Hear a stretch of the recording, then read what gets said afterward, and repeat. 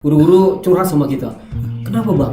Anak kamu nakal-nakal gitu kan, kayak padahal anak ustadz gitu kan. Ini saya belum pernah melihat anak saya ini perang mulut, berkelahi mulut sama mereka, sesama mereka, apalagi berkelahi tangan gitu ya. 7 laki-laki gitu ya. Ibu-ibu ini bertanya, enggak berkelahi saja dia sekali, Ustaz?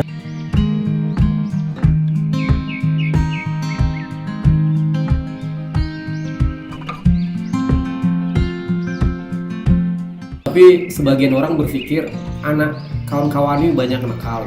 Ini misalnya kalau kita lihat di sekolah, saya tidak di sini tapi di provinsi seberang misalnya kan, guru-guru curhat sama kita, kenapa bang? Anak kawan-kawan nakal-nakal gitu kan, kayak padahal anak ustadz gitu kan, padahal dididik dengan lingkungan Islami gitu kok. Nah, kira-kira kalau sekilas kita bicara tentang ini, apa pandangan Ustadz tentang itu yang sudah menerapkan dalam pendidikan anak? Saya alhamdulillah tidak dikasih anak-anak yang nakal. Ya, 8 orang itu 7 orang tuh laki-laki. 8 orang 7 orang laki-laki. Ya. Yang Memang, satu nih, yang satu yang tadi Preman ini laki-laki juga. Oh, laki-laki. Nah, itu ya. Oh, jadi 8 orang 7 orang laki-laki, satu perempuan. Iya. Jadi pernah saya dalam sebuah ceramah di Padang ini, waktu saya perkenalkan anak saya 8, 7 laki-laki gitu. Ibu-ibu ini bertanya, enggak berkelahi saja dia sekali, Ustaz? Kami di rumah 2 orang. Iya. Itu susah sekali ngaturnya katanya, laki-laki gitu kan. Tapi alhamdulillah anak saya ini sudah besar-besar sekarang ya. Bahkan saya udah menikah, sudah punya cucu gitu ya, 5 orang.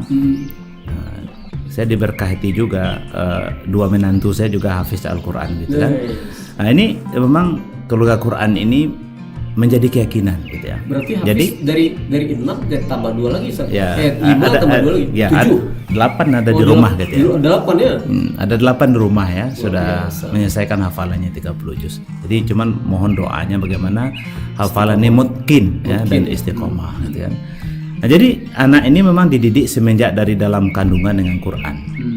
Jadi sampai hari ini saya belum pernah melihat anak saya ini perang mulut, berkelahi mulut sama mereka, sesama mereka, apalagi berkelahi tangan gitu ya. Artinya itu tidak pernah. Jadi mereka cocok semuanya. Bahkan termasuk yang anak yatim piatu yang saya sebut itu dengan anak saya itu benar-benar cocok, akur semuanya gitu. Seperti adik kakak kandung gitu.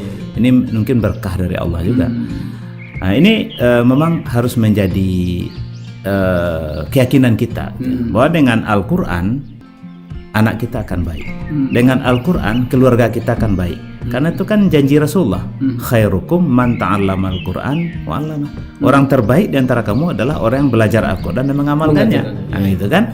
Jadi belajar dan mengajarkannya kan gitu ya. Jadi kita mau putar-putar di situlah kan gitu ya. Jadi belajar terus tentang Al-Quran dan juga mengajarkan Al-Quran. Jadi yakin kita dengan itu. Gerak cepat untuk Sumatera Barat.